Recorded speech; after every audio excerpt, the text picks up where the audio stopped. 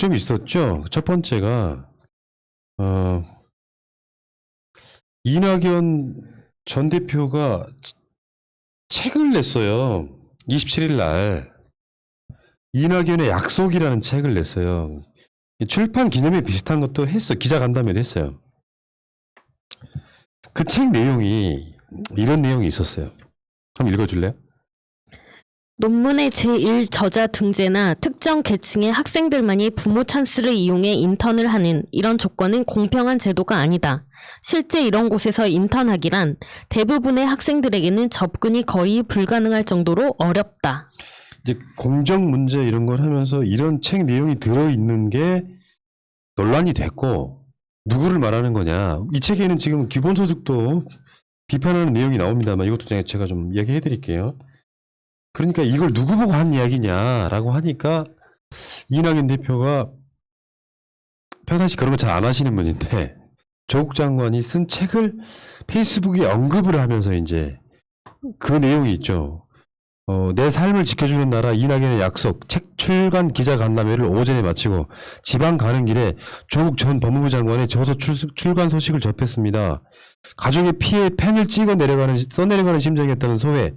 조 전 장관께서 그간의 일을 어떻게 떠올리고 어떻게 집필하셨을지 이해하기도 쉽지 않습니다. 뭐 이런 내용들이 되어 있어서 조국 장관을 옹호하는, 여기 이제 논란이 되기는 했는데, 사실 이 책 이낙연의 약속에 들어있는 내용이 논란이 돼서 이 페이스북 글이 나온 인과관계는 분명히 있거든요. 근데 이거 잘못하신 거예요. 솔직히 말씀드리면. 왜냐하면 해명은 그런 거예요. 이건 조국 장관 이야기가 아니다라고 이야기를 했지만 지금 그 가짜뉴스를 통해서 조국 장관의 딸 조민 씨 등이 그렇게 비판받았던 사건 때문에 논문의 제1저자 등재 이런 이야기는 누구라도 조국 또는 조금 기억력 좋으신 분들은 나경원 정도를 떠올립니다. 근데 이런 거를 하지 않게 하겠다라고 하면 누구나 다 이게 조국 이야기죠라고 물어볼 수밖에 더 있겠냐고요. 의도하지 않았다라는. 그럼 이런 걸 쓰지 말았어야죠. 이게 논란이 되니까 그때서야 조국 장관의 책에 대해서, 이게 조국 장관 실드 치시는 분은 아니기 때문에 사실 제가 이거 페이스북을 처음 보고는 제가 좀 깜짝 놀랐어요. 아, 이런 걸도 쓰실 줄 아네? 아닌 거지 그거는.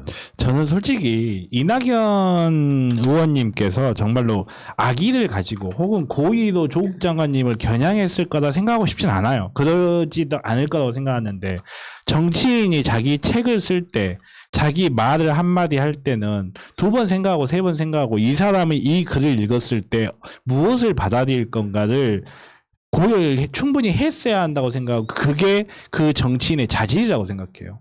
이낙연 의원님께서 총리로 있을 때 정말로 정치인으로서 대선 주작가에까지 올라갔을 때는 그 이낙연이라는 사람의 말이었어요. 말. 그 사람을 대선 주자로 만든 것도. 그리고 그걸 잘 아는 사람이 자기 책을 쓰면서 특정인을 할 수밖에 없는 글을 썼다는 것 자체가 이 사람이 고의인가 아닌가를 떠나서 이 사람이 정치인으로서 어떤 역량을 보여주는가를 보여주는 지표일 수밖에 없다고 생각해요. 그런 면에서 이낙연 의원님이 그 내심이 정말로 조국 장관님을 생각한 건 아니고 우리 사회에 이러이러한 부의 불평등이 있으니까 이거를 수정하겠다라는 의도였다 할지라도 오해를 일으킬 수 있는 글을 썼으면 거기에 대한 책임은 온전히 본인이 지는 거죠. 그러니까 의도했건 안 했건, 왜냐하면 이게 평상시 때 이낙연 대표가 조국 장관을 지키자는 캐릭터였다면 이렇게 오해하지 않죠. 아, 원론적인 이야기구나 한데, 조국 장관이 그만두게 된 데 있어서 가장 역할을 많이 하신 분이 당시에 이낙연 총리예요. 청와대 비서실장하고 당시 이해찬 대표 등등 이제 소위 말하면 포스트들이 모여서 이야기할 때 끝까지 지키자, 장관직 수행해야 된다고 했던 사람은 이해찬이고요. 이낙연 당시 총리가 이제는 계속 논란이 생기니까 법무부 장관 물러나게 해야 된다고 했던 사람이에요. 근데 이낙연 총리의 핵심 지지자들이 조국 장관을 지키는 사람들이거든요. 그렇죠. 조국 장관 지키는 데는 소위 말하면 그 국문들이나 우리나 다를 게 없으니까 그 과정에서 이런 식으로 하시는 건 좀 아니라고 보고, 거기 하나 더 엮었죠. 지금 그 기본소득에 대해서 한 달에 50만 원씩 다 주려고 하면 기업과 가게가 세금을 2배로 내야 한다. 50만 원이 최소한 인간다운 생활을 하기에 충분한가 하는 문제도 제기된다. 근데 여기 가짜였습니다. 이재명 지사 측은 한 달에 50만 원 주겠다는 게 일단은 아니에요. 차후로 어떻게 될지 모르겠지만 한 달에 개인당 한 8, 9만 원 정도 되거든요. 50만 원씩 한 달에 주려고 하면 세금 엄청나게 내야 돼. 불가능해라는 이야기를 가짜뉴스 통해서 지금. 이건 아니지. 상대를 비판할 때는 정확한 팩트를 검색해가지고 그 팩트로 공격하는 거거든요. 그러니까 이낙연 의원님이 기자 출신이잖아요. 기자 출신이면 적어도 글을 쓸 때 육하 원칙과 그다음에 팩트 체크는 하고 글을 쓰는 게 기본인데 앞에서 얘기했던 그런 인턴 관련한 내용도 그렇고 여기에 주어가 빠져 있다라는 거는 특정한 사람을 생각했는데 그게 문제가 될 것 같으니까 주어를 쓰지 않았다라는 명확한 의도가 있는 거고 그다음에 뭐 50만 원 이런 얘기도 확실한 팩트 체크를 하지 않았다라는 거죠, 그냥. 우리나라 기자들한테 그게 기본이에요? 원래는 기자는 기본이죠. 우리나라 네. 말고. 아 그래요? 처음 들었어요 저는.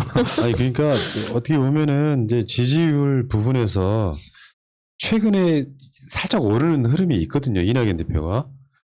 그럴 때 이 순간순간 책 내용 자체가 본인이 쓰셨는지 안 쓰셨는지 모르겠지만 대개는 본인이 쓸 시간이 없어가지고 대단집 뭐 이렇게 나오는 경우가 되게 많은데 아무튼 이런 것들이 이제 이 뭐랄까 이낙연 전 총리답지 않은 느낌, 요 느낌들이 있잖아요. 뭔가 되게 안정감 있고 하는 게 아니라 사실 막 좌충우돌하는 느낌. 이쪽에 조국 뒤싸는 것 같은 느낌의 글이 있으니까 그거를 다른 식으로 이렇게 아니다. 이건 아닌 것 같아요. 아닌 것 같고. 나는 이야기를 조금만 더 해보면 지금 상황은 어떻습니까? 조국 장관을 그렇게 사냥했던 윤석열 사태를 한번 생각해봐요. 지금 남아있는 게 뭐가 남았죠?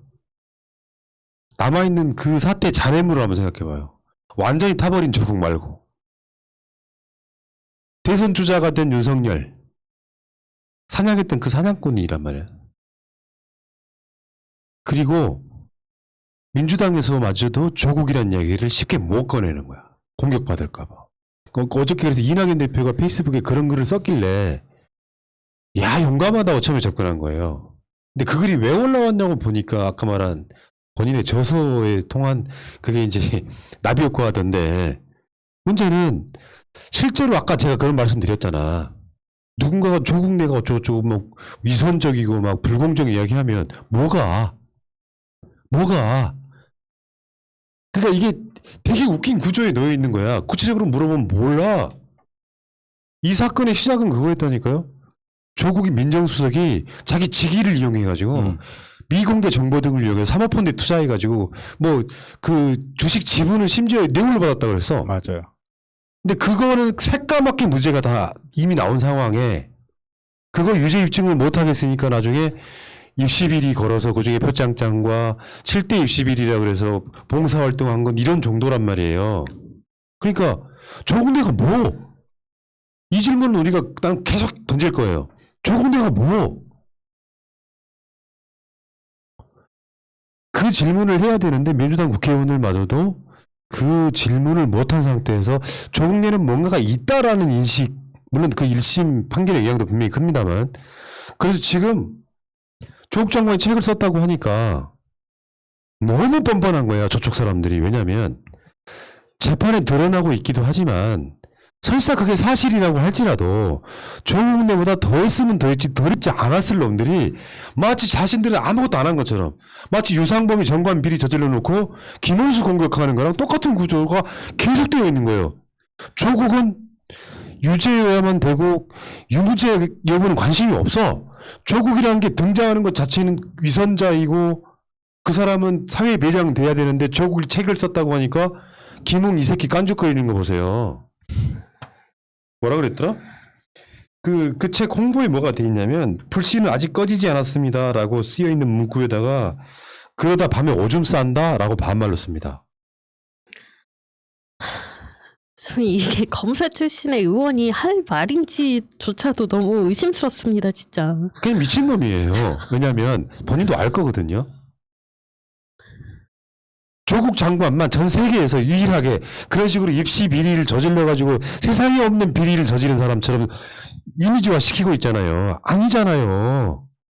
이걸 재판하는 게 웃길 정도의 재판 사안을 갖고 그 인턴을 했냐 안 했냐, 그 인턴을 했냐 안 했냐고 하는 그 논쟁 뒷면이 뭐야? 안 한 인턴 경력을 갖고 대학을 들어갔다는 건데 그 대학은 그 인턴 경력과 상관도 없는 거. 한쪽에서는 했다고 하고 한쪽에 안 했다고 하는데 굳이 말하자면 시간을 못 채웠으니까 위조다. 그런 논쟁으로 싸우고 있는데 조국이 뭐? 아니, 그리고 조국 흑서를 썼다는 서민 교수도 실제 뭐 혐의 어떻고 이런 거 질문하니까 제가 디테일에 약합니다. 조국 흑서 썼잖아요. 근데 왜 모르죠? 기생충. 모른다니까. 왜 모르죠? 책까지 쓰신 분이? 이게 예쁜 꼬마 선충 같은 경우에 뉴런이요 1000개가 안 돼요. 사람 머리에 140억 개 있는데 그걸 비교하시면 아니 내가 말했잖아요. 아마 방송을 이야기한 적이 있을걸요. 우리 옆에 있는 테이블에 엄마가 한 60대 초반 정도 되고요. 아들 2사람 20대 한 후반 정도 되는 청년들한테 삼겹살을 먹고 있는데 조국 이야기를 하는 거예요. 그러면서 뭐라 그러는 줄 알아요? 조국이 정확하게 내가 조국이라고 부르는 게 아니라 다운표 하면 조국이 딸을 뭔 알바를 시켰대. 근데 알바를 시켰는데 알바를 안 한 걸 했다고 했대. 그 이야기 하고 있는 거예요. 그러니까 사람들 머릿속에 한 번 이미지가 박혀버린다는 게 사람이 뇌가 생각보다 그렇게 논리적이지 않거든요. 어떤 이미지, 그러니까 첫인상 효과라고 하잖아요. 예를 들어서 저 같은 사람을 보면 평화로운 인상이 뭐 이렇게 바제지지만 닥치시오. 이게 첫인상 효과가 이렇게 생기는 거야. 쟤는 웃겨 이렇게. 그러면 그게 각인이 돼버리면 그거를 바꾸는데 정말 많은 에너지가 필요하거든요. 언론이 노리는 게 딱 그 지점이에요. 이 사람은 나쁜 사람이라고 한번 각인이 돼버리면 그 각인된 내용과 반대의 정보가 든 그 정보를 거부해버려요, 사람은. 그래서 그걸 노리는 언론과 그걸 그대로 이렇게 사람들한테 무분별하게 노출시키는 포탈, 이 커넥션이 정말 하루빨리 고쳐져야 될 부분이고. 저희 잠깐만 김근식 이야기를 잠깐만 해볼게요. 김근식 부인의 옥구와 본인의 재판 와중에 책을 써내는 조국 멘탈 갑인 건지 무개념 끝판왕인 건지 슈퍼 울트라 관종인 건지 가족의 피해 펜을 찍어 내려가는 심정이었다라고 밝힌 것을 보고 본인의 위선과 거짓과 이중성에 뼈를 깎아 참여의 육피를 써내려가야 한다. 억울하다고 혈서를 쓸 게 아니라 잘못했다고 반성문을 써야 한다. 아니 근시가 근데 뭐 구체적으로 뭐라고 물으면 답을 못한단 말이죠. 어떤 것이 위선이고 어떤 것이 거짓인지 근시가 너를 있잖아. 검찰이 조국처럼 털면 우리 상상하지도 못한 것들 나올 거야. 이자가 결혼했는지 안 했는지 모르지만 네 새끼들은 어떻게 대학을 갔는지 난 궁금해. 솔직히 말하면. 그 대학을 갈 때 봉사활동 몇 가지로 대학을 갈 수 있는 대학을 갔는지도 궁금해. 대체 뭐? 그러니까 조국은 그냥 유죄여야만 하는 거예요. 조국은 그냥 나쁜 사람이어야만 하는 거예요. 그러니까 조국은 그냥 죄인이어야 해. 한마디도 말하면 안 돼요. 그리고 사람들이 조국은 한마디도 못하게 해놓고 봐 조국이 나쁘니까 민주당 나빠 문재인 정권 나빠를 계속 선동하고 있어요. 그럴 때 조국이 숨도 쉬지 않고 가만히 있어야 됩니까? 나는 뭐가 억울하다. 이건 오해였다. 이건 잘못됐다. 윤석열 왜 그랬는지 내밀한 쪽에 있어 본 사람이니까 아는 거잖아. 아니 조국 장관님이니까 할 수 있는 거예요. 당사자의 목소리를 들어보지 않고 자기네들끼리 결정한다. 이게 만유재판. 미친놈인 거죠. 당사자가 화를 내는 거예요. 이것 때문에. 지금 우리 같은 방송에 들어와가지고 지금도 조국 편드는 놈이 있네? 라고 말하면 거의 맞아 죽어요. 니들은 디테일을 모르잖아. 우린 디테일을 안단 말이야. 최소한 깨어있는 시민은 그 정도는 돼야 될 거 아니야. 일단 거기까지만 합시다. 할 얘기가 되게 많은데 참겠습니다. 6월 1일 날 조국 장관의 책 조국의 시간, 조국의 반격의 시간 그렇게 봅니다. 사실 되게 기분 좋은 메시지였는데 알라딘에서 카톡이 왔는데 책이 너무 많이 팔려서 6월 2일 날 배송하겠다고 저한테 예. 카톡이 오더라고요. 더 많이 팔려서 6월 말일에 와도 좋으니까. 상관없어요. 예. 지금 주문하면 6월 4일 도착한다고 합니다. 아 그래요? 저는 그래서 아침 일찍 서점으로 뛰어갈 생각입니다. 책은 늦게 와도 되는데 백신은 빨리 보내주세요. 아, 자, 여기까지 합시다.